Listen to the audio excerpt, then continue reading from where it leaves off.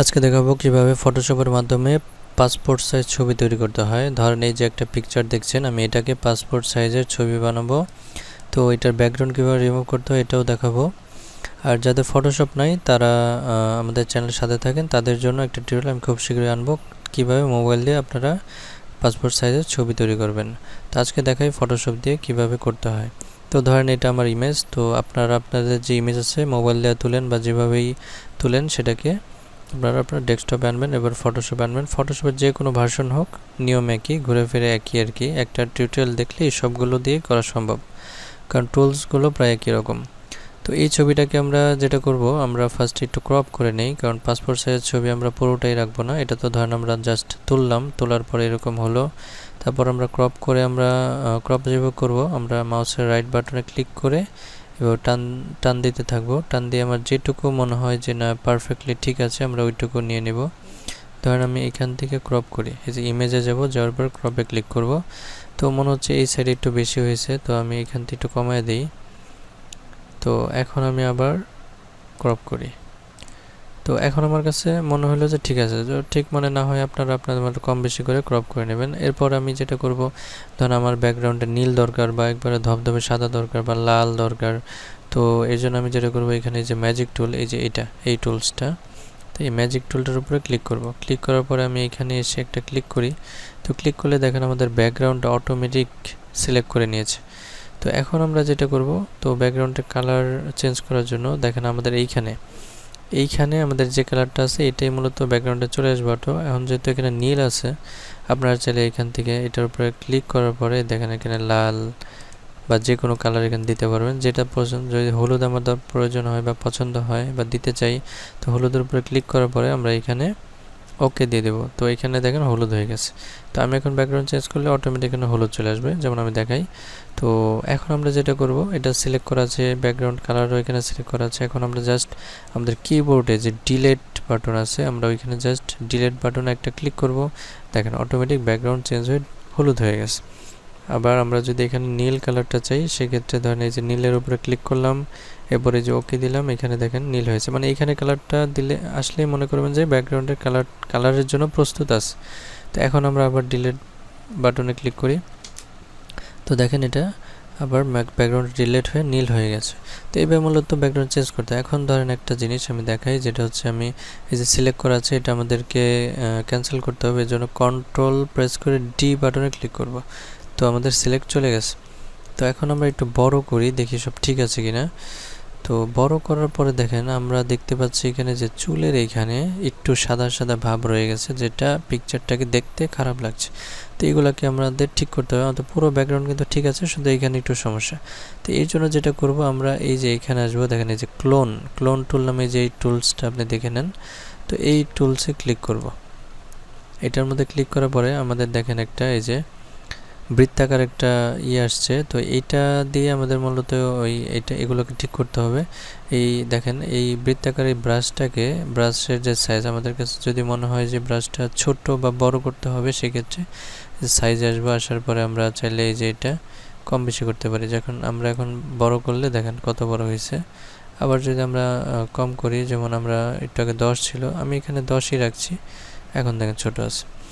তো এখন আমরা যেটা করব, আমি কোন জায়গার থেকে কালারটা মূলত নিব বা এই সাদার এখানে কি কালার দিতে চাই। ধর আমি কালো চাচ্ছি, তো চুলের এখানে দেখেন এইখানটা খুব কালো আছে, তো আমি এখানে এটা রাখলাম। রাখার পরে কিবোর্ডের অল্টার এবং মাউসের রাইট বাটন দুইটা একসাথে ক্লিক করব। ক্লিক করার পরে আমার এই কালারটা সিলেক্ট হয়ে গেছে। এখন আমি এই কালারটা কোন জায়গায় চাই, ধরুন আমি এখানে চাই, তো এখানে ক্লিক করলাম, দেখছেন একটু কালো হইতেছে। তো এইভাবে আমরা ধরেন আমার যেখানে কালার প্রয়োজন আমি ওইখানে এভাবে সিলেক্ট করব, করার পরে ওইখানে ক্লিক করব। তো এইভাবে আমাদের অল্প অল্প অল্প অল্প করে আমাদের এই চুলের যেখানে সমস্যা আমাদের ওইখানে ঠিক করতে হবে। তো সেম স্টাইলে আমাদের মুখের এইখানে ফেসে কোনো জায়গায় যদি প্রবলেম থাকে, দাগ থাকে, তো আমরা চাইলে ওইখানে ক্লিক করে এই দাগকে রিমুভ করতে পারবো। এখন হলো আমি যেটা দেখাচ্ছিলাম আর কি, চুলের এখানে প্রবলেম, আমরা এইভাবে আস্তে আস্তে আস্তে আস্তে নিখুঁতভাবে করব। প্রয়োজনে আরও বেশি জুম করে নিব। তো জুম করবেন কিভাবে, সেটা হচ্ছে এই যে অল্টার বাটনে ক্লিক করার পরে আমাদের মাউসের মধ্যে যে একটা যে ঘোরানোর মতো একটা বাটন আছে না, তো অল্টারে ক্লিক করে যে ঘোরালে আপনার ছোট বড় হবে আর কি। তো এভাবে করতে পারেন। তো আমি আরেকটা জিনিস দেখাই, আমাদের আসলে সবার তো এত সময় নেই যে এইভাবে আস্তে আস্তে আস্তে আস্তে করে এইভাবে কালার ঠিক করার, মানে ব্যাকগ্রাউন্ডের জন্য। তো আমরা শর্টকাটে আরেকটা কাজ করতে পারি, সেটা হচ্ছে আমি প্রথমে আবার ছবির ওইখানে যাই, মানে ব্যাকগ্রাউন্ডটা রিমুভ করার আরেকটা সহজ বুদ্ধি আছে। তো দেখেন আমি আবার সেই আমাদের ইমেজে চলে আসলাম, আসার পরে আমি ধরেন আমি জাস্ট শর্টকাটে দেখাই দিই, ধরেন আমি এটুকু নিচ্ছি, তো ক্রপ করলাম। এখন আমি যেটা করব, একটা ওয়েবসাইটের মাধ্যমে এই ব্যাকগ্রাউন্ডটাকে রিমুভ করব। এটা খুবই সহজ, মানে এটার চেয়েও সহজ। তারপর ফটোশপে দেখালাম, কেউ ফটোশপে ধরেন ইন্টারনেট নাই, ফটোশপ দিয়ে করতে হবে, সেক্ষেত্রে আপনার ফটোশপে এভাবে করবেন। তো এখন দেখে ওইটা আমার ইন্টারনেট লাগবে, ধরেন আমি পিকচারটা আগে সেভ করব আমার ডেস্কটপে। তো সেভ এসে ক্লিক করলাম, তারপরে ধরেন আমি এটা 1000 লিখে সেভ করলাম। এখন আমি আমার ব্রাউজারে চলে যাব, যে কোনো একটা ব্রাউজারে, ইন্টারনেট অবশ্যই লাগবে। ব্রাউজারে যেয়ে একটা ওয়েবসাইটে চলে আসবো যেটার নাম রিমুভ বিজি। এই যে দেখেন রিমুভ বিজি, এখানে ক্লিক করলে হবে। তো এই ওয়েবসাইটের লিঙ্কটা আমার ভিডিও ডেসক্রিপশন বক্সে দিয়ে রাখবো, আপনারা চাইলে এক ক্লিকে এখানে চলে আসতে পারেন। তারপর দেখেন এরকম একটা লুক আসবে, আসার পরে যে আপলোড ইমেজ, তো আমরা এখানে ক্লিক করব। তো দেখেন এই যে আমি 1000 লিখে একটা পিকচার সেভ করছিলাম, এই পিকচারটাকে ক্লিক করি, এবার ওপেন দিলাম।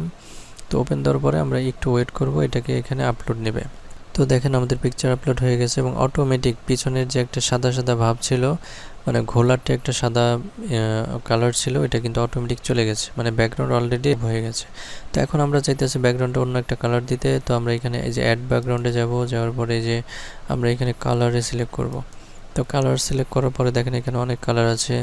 এখন আমি ধরেন এই লাল দিতে চাই, লালে ক্লিক করলে দেখছেন অটোমেটিক লাল চলে আসছে, নীল। তো আমি যেটা চাই, লাল, নীল, আকাশি, বেগুনি, যা চাই আমি এখানে জাস্ট এখানে দিয়ে দেব। ধরেন আমি এখানে আমার এই নীল কালারটা দিব। তো এই নীলে ক্লিক করলাম, করার পরে এখানে জাস্ট ডানে ক্লিক করব। তো একটা জিনিস দেখেন, এই যে চুলের এইখানে কিন্তু এখন খুব নিখুঁতভাবে রিমুভ হয়ে গেছে। যাই হোক, আমি এটা ডাউনলোডে দিই, ডাউনলোডে ক্লিক করলাম, এটা আমার ডেস্কটপে সেভ হয়ে গেছে। এখন আমি আমার ফটোশপে আসি, তো আমি এখানে ডাবল ক্লিক করব অথবা ফাইলে যাই, এই যে ওপেনে ক্লিক করব। তো আমার ডেস্কটপে চলে আসছে, দেখেন এই যে এই মাত্র এই যে এটাকে 1000 দিয়ে সেভ করেছিলাম, এখন 1000-এর পাশে যে রিমুভ বিজি নামে একটা অপশন আসছে, মানে আমার নতুন যে পিকচারটা আমরা মাত্র সেভ করলাম এটা। তো এটা আমি জাস্ট এখানে ওপেন ক্লিক করি। এখন দেখেন পিকচারটা আমি একটু জুম করে দেখাই, দেখেন চুলের এখানে কোনো ওইরকম ভাব নাই, মানে অন্য কোনো প্রবলেম নাই, যার কারণে আমার পিকচারটা একদম নিখুঁত হয়েছে। তো কারো যদি সময় শর্ট থাকে, তো এবার শর্টকাটে আপনারা এটাকে নিয়ে নিতে পারেন। এখন আসি এটাকে পাসপোর্ট সাইজে কীভাবে করব। এখন ধরেন আমার পুরো পিকচারটা এখানে লাগবে না, লাগবে না আর কি, আপনার লাগলে পুরো পিকচারই দিবেন, লাগবে না। তো আমি এখানে ক্রপ করে নিচ্ছি আর একটু, এভাবে সিলেক্ট করলাম, সিলেক্ট করার পরে আমি এখানে ক্রপে ক্লিক করছি। এখন আমরা পাসপোর্ট সাইজ কীভাবে করব, এখানে জাস্ট ইমেজে যাওয়ার পরে ইমেজ সাইজ। তো আমাদের এই যে রেজুলেশন, যেটা আমাদের সব সময় প্রত্যেকটা পিকচারে যখন কাজ করবেন আপনারা চেষ্টা করুন সব সময় এখানে রেজুলেশন 300 রাখার জন্য, কারণ 300-তে রাখলে একদম পারফেক্ট সাইজটা আসে, পারফেক্ট কোয়ালিটি আসে। এটা যত হাই কোয়ালিটির ছবি আপনি সেভ করেন না কেন, রেজুলেশন 300 রাখবেন। এরপর দেন হাইট ওয়েট, এটা আমাদের মাপটা ঠিক রাখতে হবে। আমাদের পাসপোর্ট সাইজের যে মাপ, এটার হাইটটা হয় মূলত 2 ইঞ্চি অথবা 1.9 দিলেও হয় অথবা 2 দিলেও হয়। তো আমি এখানে 2 রাখছি। আর ওয়েটে এখানে যদি আপনারা 1.9 দেন, সেক্ষেত্রে ওয়েটে দেবেন 1.5, আর যদি হাইট 2 দেন তো সেক্ষেত্রে এখানে দেবেন 1.6। তো এই মাপটা ঠিক রাখবেন। এটা ঠিক রাখার পরে আমরা এখানে জাস্ট ওকে দেব। এখন আমাদের যে পিকচারটা, এটা একদম বাংলাদেশে যে পাসপোর্ট সাইজের প্রচলিত যে ছবিগুলো আমাদের চলে বিভিন্ন জবে বা বিভিন্ন জায়গায় আমরা প্রয়োজনে ব্যবহার করে থাকি, এটাই সেই সাইজের পিকচার। এখন আমরা এটাকে কীভাবে প্রিন্টের জন্য সেট আপ করবো এটা আমরা দেখে নিই।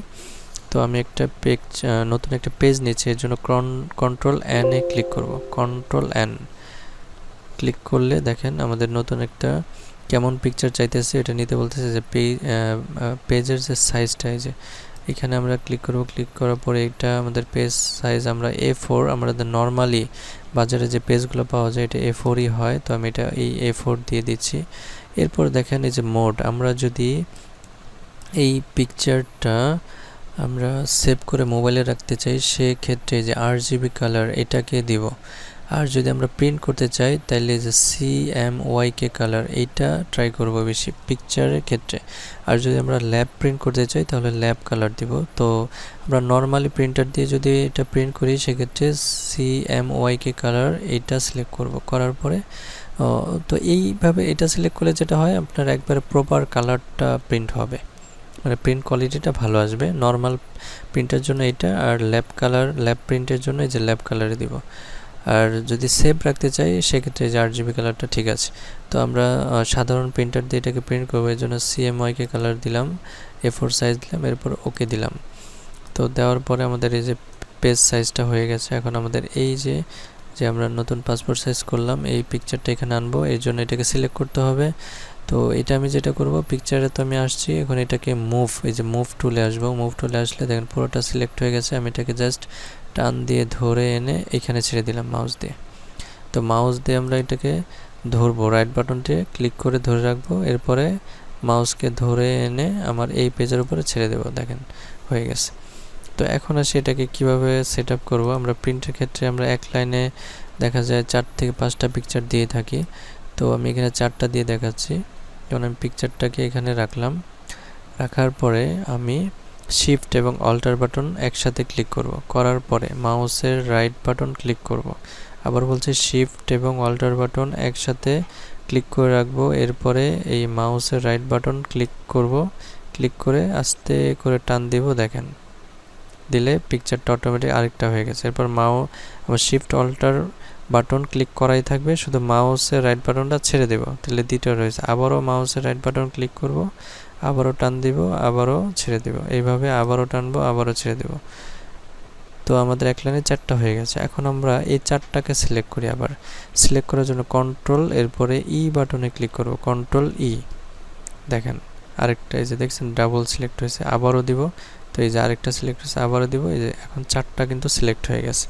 এখন যেটা করব, আবারও শিফট অল্টার ক্লিক করার পরে আমি যখন মাউসের রাইট বাটন ক্লিক করে টান দেব, এখন দেখেন 4টা একবারে এখানে সিলেক্ট হয়ে আসছে। মানে ধরুন আমি পুরো পেজে পিকচার প্রিন্ট দেবো, আমার একটা সেট আপ করতে সময় লাগবে, এই জন্য আমরা শর্টকাটে এইভাবে ট্রাই করতেছি। তো এইভাবে এখন 4টা সিলেক্ট হয়েছে, আমাদের সহজ হয়ে যাবে। এইভাবে আমি জাস্ট টেনে আমি পরের পিকচারগুলো পরের লাইনগুলোতে দিয়ে দিচ্ছি। তো দেখেন আমাদের এক পেজে মোটামুটি 20টার মতো পিকচার হয়ে গেছে। তো এই মূলত আমাদের পেজ সেট আপ হয়ে গেছে। এখন আমরা এটাকে চাইলে প্রিন্ট করতে পারি। তো এই মূলত পাসপোর্ট সাইজ ছবি বানানোর নিয়ম আর কি। তো তারপর কারো কোনো প্রশ্ন থাকলে আপনারা আমাকে কমেন্ট করবেন, উত্তর দেওয়ার চেষ্টা করব। তো সবাই ভালো থাকবেন। আজকের ভিডিও এই পর্যন্তই। সবাইকে অসংখ্য ধন্যবাদ।